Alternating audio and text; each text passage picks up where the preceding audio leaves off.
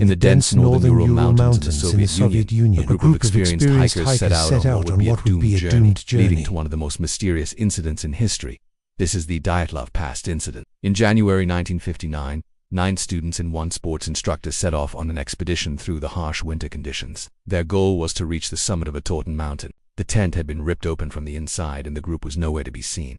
One was identified as a woman. Both had been barefoot and were only wearing underwear. It seemed as though they had tried to climb the cedar tree for warmth. The Dyatlov Pass Incident continues to baffle and horrify, reminding us of the unforgiving nature of the wilderness. Between the tent and the tree, 3 more bodies were found. These hikers had been frozen in mid-stride, as if they were trying to get back to the tent. 2 of them were completely undressed.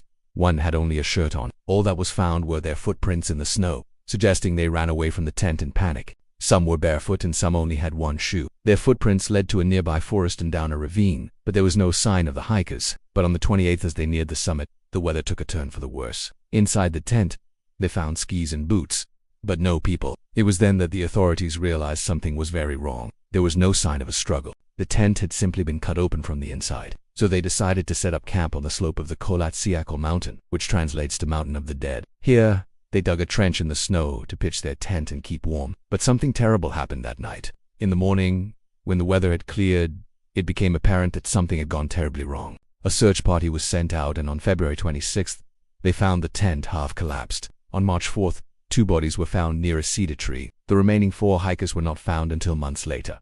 One had a crushed skull. Another had their eyes and tongue removed.